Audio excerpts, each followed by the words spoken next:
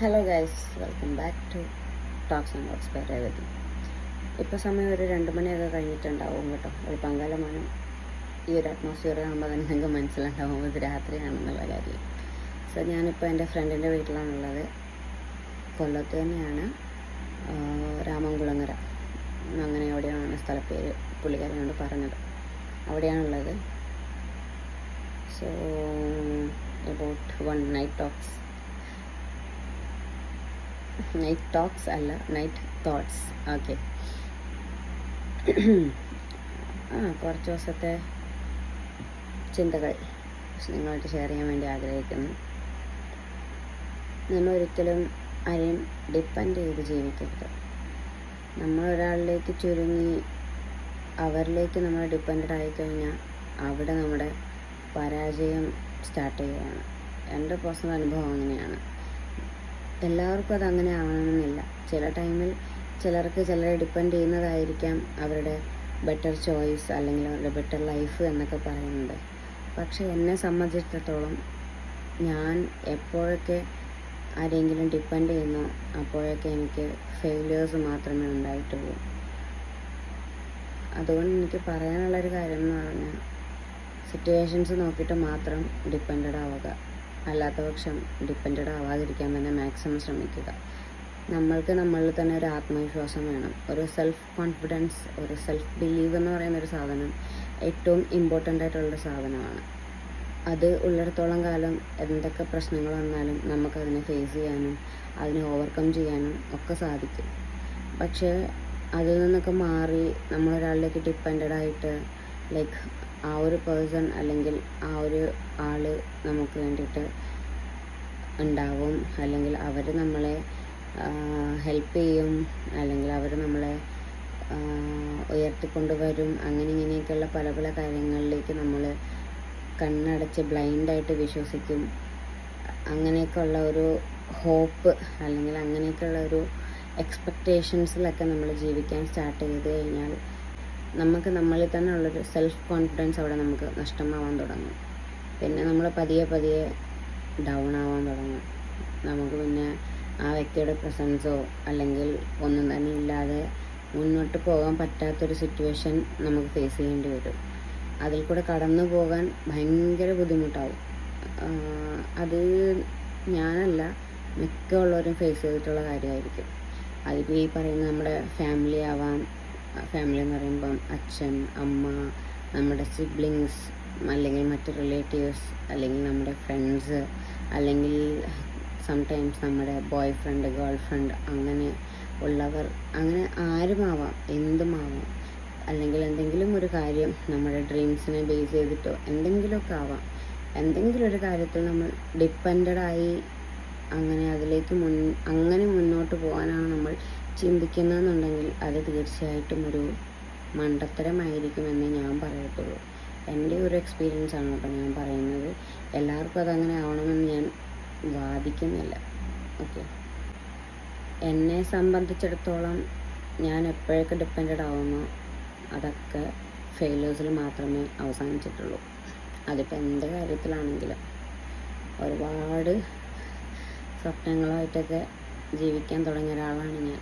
പക്ഷേ ഒന്നും എങ്ങും എത്താതെ ഇങ്ങനെ തുടങ്ങിയിടത്ത് നിന്ന് കറങ്ങി ശരിക്കും പറഞ്ഞൊരു വട്ടപൂജയാണ് ഞാൻ.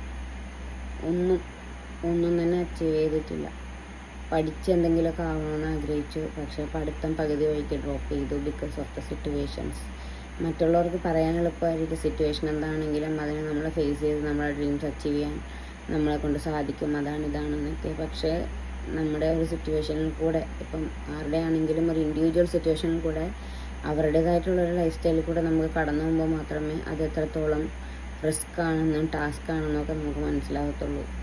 ഇൻസ്റ്റഗ്രാമിലൊക്കെ കാണുന്നത് പോലെ ഒരു ടാസ്ക് ഉണ്ട്, ചെയ്യാൻ റെഡിയാണോ, ഒരു ഫുഡ് തരും, അത് കഴിച്ചിട്ട് നമുക്ക് ഇത്ര രൂപ കിട്ടും എന്നൊക്കെ പറയുന്ന പോലെയൊന്നും അല്ല കേട്ടോ. ഇതൊന്നും അത്ര സിമ്പിളായിട്ടുള്ള കാര്യങ്ങളൊന്നും അല്ല നമ്മുടെ ലൈഫിലെ ഒരു ജേണി എന്ന് പറയുന്നത്. ഒരിക്കലും ആരും ഡിപ്പെൻഡഡ് ആവാതിരിക്കാൻ മാക്സിമം ശ്രമിക്കുക. നിങ്ങളിൽ തന്നെ വിശ്വസിക്കുക. ഒരു സെൽഫ് കോൺഫിഡൻ്റ് ആയിട്ട് തന്നെ മുന്നേറുക. നിങ്ങൾ നിങ്ങളുടെ ഡ്രീംസ്, നിങ്ങളുടെ നീഡ്സ്, നിങ്ങളുടെ അച്ചീവ്മെൻറ്റ്സ് എല്ലാം നിങ്ങളുടേത് മാത്രമായിരിക്കണം. അതിൽ മറ്റുള്ള ഒരാളുടെ ഒരു ഹെൽപ്പിംഗ് അല്ലെങ്കിൽ അങ്ങനെയുള്ള കാര്യങ്ങൾ മാക്സിമം ഇൻവോൾവ് ആക്കാതിരിക്കുന്നതായിരിക്കും നല്ലത്.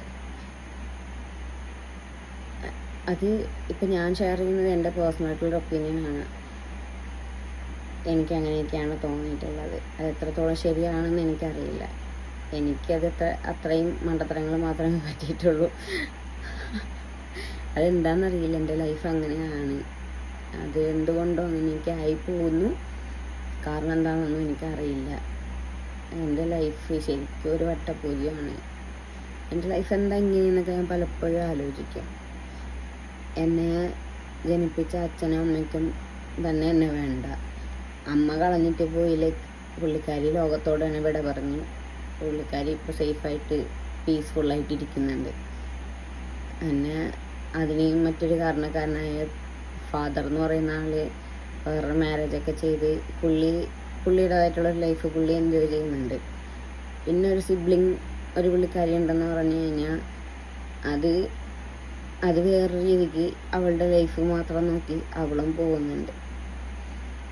ചുരുക്കം പറഞ്ഞാൽ എനിക്കാരുമില്ല.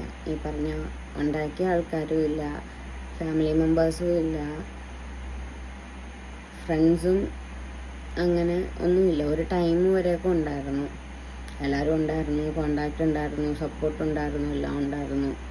പിന്നെ എല്ലാത്തിനും ഒരു ലിമിറ്റ് ഉണ്ടാവുമല്ലോ. അവർക്ക് അവരുടേതായിട്ടുള്ള ഫാമിലി ലൈഫ് കാര്യങ്ങളൊക്കെ ആയിട്ട് പോയപ്പം പിന്നെ അതുമില്ല. എപ്പോഴും ഇപ്പോൾ അവർക്ക് നമ്മളെ ഒന്ന് സപ്പോർട്ട് ചെയ്യാനും നമ്മുടെ കൂടെ ചെല്ലാനും അല്ലെങ്കിൽ നമ്മളെ എപ്പോഴും സപ്പോർട്ട് ചെയ്യാൻ ലൈക്ക് നമ്മുടെ കൂടെ തന്നെ ഉണ്ടാവാൻ അവർക്ക് പറ്റണം എന്നില്ലല്ലോ. അപ്പം അവരും പോയി.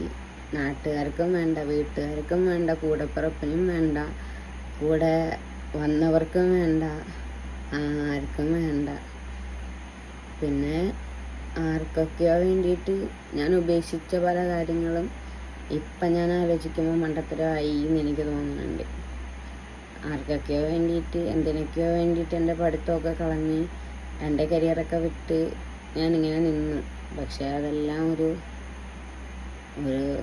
നഷ്ടബോധം മാത്രമാണ് എനിക്ക് ലൈഫിൽ തന്നിട്ടുള്ളത്. ഇപ്പോഴും ചിന്തിക്കുമ്പം സ്പോർട്സിലാണെങ്കിലും എഡ്യൂക്കേഷനിലാണെങ്കിലും എല്ലാ കാര്യത്തിലും എക്സ്ട്രാ ആക്റ്റീവായിരുന്ന ഞാൻ ഒന്നിലും ഒരു അച്ചീവ്മെൻറ്റും ഇല്ലാതെ ഒരു രീതിയിലും രക്ഷപ്പെടാതെ മൂഞ്ചിത്തെറ്റി, പച്ച മലയാളത്തിൽ പറഞ്ഞ മൂഞ്ചിത്തെറ്റിയിരിക്കുകയാണ്. കൂടെ പഠിച്ച പലരും എന്ന് പറഞ്ഞാൽ ഓൾമോസ്റ്റ് എല്ലാവരും തന്നെ നല്ല നിലയിലെത്തിയിട്ടുണ്ട്. എല്ലാവരും ഗവൺമെൻറ് ജോബിലൊക്കെ കയറി, കുറേ പേര് പോലീസിൽ കയറി, കുറേ പേര് PSC എഴുതി അല്ലാതെയുള്ള ഈ പറഞ്ഞ യൂണിവേഴ്സിറ്റിയിലും അവിടെ ഇവിടെയൊക്കെ ജോബിന് കയറിയിട്ടുണ്ട്. വളരെ ചുരുക്കം പേര് മാത്രമേ ഉള്ളൂ മാരേജൊക്കെ കഴിഞ്ഞ് അവരുടേതായിട്ടുള്ളൊരു ലൈഫിൽ ഫാമിലി അങ്ങനെ ഒരു 4 ചുവരിനുള്ളിൽ ഒതുങ്ങി പോയവർ. ബാക്കി എല്ലാവരും രക്ഷപ്പെട്ടു. ഞാൻ മാത്രം ഒന്നിലും കോൺസ്റ്റൻ്റായിട്ട് നിൽക്കാൻ പറ്റാതെ സിറ്റുവേഷൻ്റെ സമ്മർദ്ദം മൂലം പലതിലും മാറി ചാടിക്കളിച്ച് അവസാനം കടിച്ചതുമില്ല പിടിച്ചതുമില്ല എന്നുള്ള അവസ്ഥയിലായി. ശരിക്കും പറഞ്ഞാൽ കഷത്തിരിക്കുന്നത് പോവാതെ ഉത്തരത്തിൽ ഇരിക്കുന്നത് എടുക്കാൻ ശ്രമിച്ച് അവസാനം കഷത്തിലിരിക്കുന്നതും പോയി, ഉത്തരത്തിലിരിക്കുന്നത് എടുക്കാനും പറ്റിയില്ല എന്നുള്ള സിറ്റുവേഷനിലാണ് ഞാൻ ഇരിക്കുന്നത്. അപ്പോൾ എനിക്കിപ്പോൾ പറയാനുള്ളത് ഒന്നേ ഉള്ളൂ, ദയവ് ചെയ്ത് അങ്ങനൊരു അബദ്ധം നിങ്ങൾ ചെയ്യാതിരിക്കുക. ഏതെങ്കിലും ഒന്നിൽ കോൺസെൻട്രേറ്റ് ചെയ്യുക, ആരിലും ഡിപ്പെൻഡഡ് ആവാതിരിക്കുക. സ്വന്തമായിട്ട് ഡിസിഷൻ എടുക്കാനും അതിൽ ഉറച്ചു നിൽക്കാനും അതുപോലെ തന്നെ ഒരു സെൽഫ് കോൺഫിഡൻസിൽ സെൽഫ് ബിലീവിലൊക്കെ നിൽക്കാനും ഒരു കാര്യം അച്ചീവ് ചെയ്യാൻ വേണ്ടിയിട്ട് സ്വന്തമായിട്ട് തന്നെ നമ്മളെ പുഷ് ചെയ്യാനും നമ്മുടെ സ്ട്രഗിൾസൊക്കെ ഫേസ് ചെയ്യാനും എല്ലാത്തിനും നമ്മൾ കേപ്പബിൾ ആവാൻ വേണ്ടിയിട്ട് നമ്മൾ തന്നെ നമ്മളെ സപ്പോർട്ട് ചെയ്ത് നിൽക്കണം എന്ന് തന്നെയാണ് എനിക്ക് പറയാനുള്ളത് ഗൈസ്. വേറൊന്നുമില്ല. സത്യം ഈ പല്ലി കളിച്ചു. ഇതൊക്കെ അന്ധവിശ്വാസമാണെന്നൊക്കെ പറയുമെങ്കിലും ചില ടൈമിൽ ഭയങ്കര ടൈമിങ്ങാണ് ഈ പറഞ്ഞ കാര്യത്തിനൊക്കെ. ആ പല്ലി ചലിച്ചത് നിങ്ങൾ കേട്ടിട്ടുണ്ടാവുമോ എന്ന് എനിക്കറിയില്ല. ബട്ട് ഞാൻ സംസാരിച്ചുകൊണ്ടിരിക്കുമ്പോൾ പല്ലി ചലിച്ചിട്ടുണ്ടായിരുന്നു. പണ്ടുള്ളവർ പറയും നമ്മളെന്തെങ്കിലും സത്യമായിട്ടുള്ള കാര്യം പറയുമ്പോൾ അല്ലെങ്കിൽ അങ്ങനെയുള്ള കാര്യങ്ങൾ പറയുമ്പോഴാണ് പല്ലി ചലയ്ക്കുന്നതെന്നൊക്കെ. അതൊക്കെ എത്രത്തോളം വാസ്തവമുള്ള കാര്യമാണെന്നൊന്നും എനിക്കറിയില്ല.